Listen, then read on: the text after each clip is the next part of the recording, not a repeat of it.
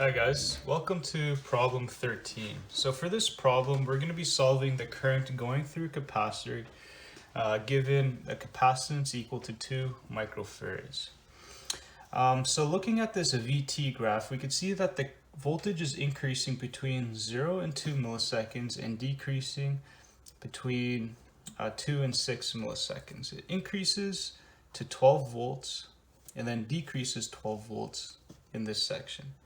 So we're going to label two sections here since the voltage is changing, increasing and decreasing. So we'll label this section 1 and we'll label this section 2.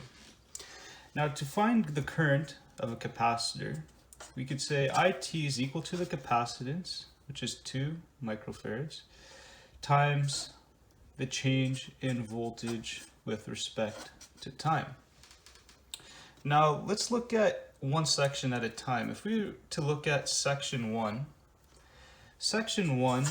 we could say that there's 2 points. There's point 0 and 0, and there's point 2, 2 times 10 to the negative 3, and 12. 2 times 10 to the negative 3 is because time is in milliseconds. So in order to find the slope of this line, this section over here, we say m is equal to the change in y over the change of x. Now the change of y is just the final minus initial, so 12 minus 0, divided by the change of x, which is 2 times 10 to the negative 3 minus 0. So that gives us 12 divided by 2 times 10 to the negative 3, and that gives us 6,000.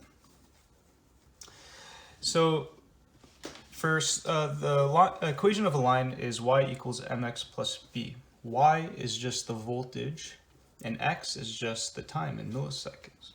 So if we're able to put the slope into that equation, we have Vt is equal to the slope, which is 6,000 t plus b. In order to find the y-intercept, which we actually know it's 0 because we could just look at the equation here. But if we want to find the y-intercept, what we do is we could plug into any of these points here into this equation to find it. So let's plug in the easiest point here, which is 0, 0. So if we plug in 0, 0, what we get is 0 is equal to 6,000 times 0 plus b. So if we look at this, b is equal to 0. So that means the equation for the line in section 1 is just equal to Vt is equal to 6,000 t. Okay, so now let's look at section 2. Section 2, we have two other points. We have 2 times 10 to the negative 3, 12, and we have 6 times 10 to the negative 3, and 0. So what we want to do is we actually want to find the slope again. So remember, the slope is m is the change in y over the change of x.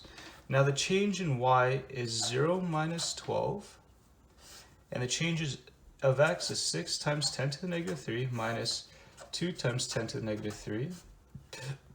That gives us negative 12 over 4 times 10 to the negative 3. Negative 12 divided by 4 times 10 to the negative 3 is negative 3,000. So again, we could plug in the slope into the equation of the line, and we could say Vt is equal to negative 3,000 t plus b.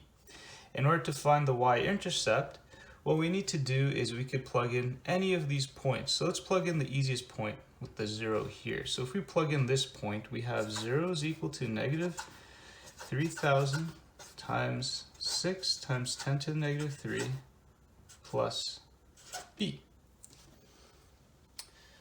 And b will come out to be, let's see here, negative 3,000 times 6 times 10 to the negative 3 is going to be equal to 18.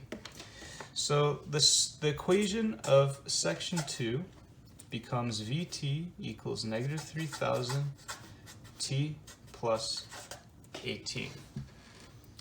Okay, so now we have the equation of section 1 of the voltage and equation of section 2 of the voltage. So we need to find the current. So let's look at section 1 again.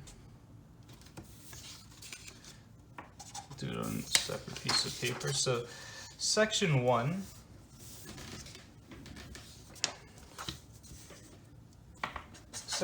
we got Vt is equal to 6,000 T. So for section 1 we got this equation here. Now in order to find current we have to is the product between the capacitance and the change of voltage. In order to find the change of voltage, we actually have to take the derivative of this equation. So dVt with respect to t is going to be equal to 6,000. Now it is just going to be the capacitance. So the capacitance is 2 times 10 to the negative 6 times 6,000. And that gives us, let's see, that gives us 12 milliamps. For section 2, we got the equation to be negative 3,000 t plus 18. If we were to take the derivative with respect to time, we get negative 3,000. Now it is just the capacitance, 2 times 10 to the negative 6 times negative 3,000, and that gives us negative 6 milliamps.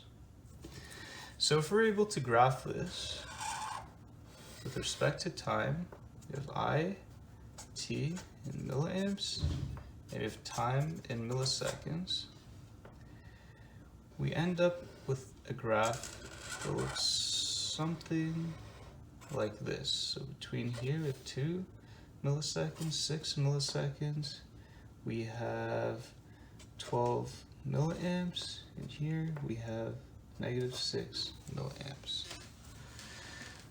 Alright, so we solved the problem.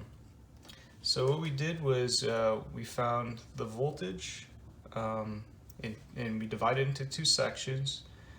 We found the equation for these two sections with respect to time. We took the derivative of the voltage, we multiplied it by the capacitance to get the current, and from there we were able to draw the current with respect to time.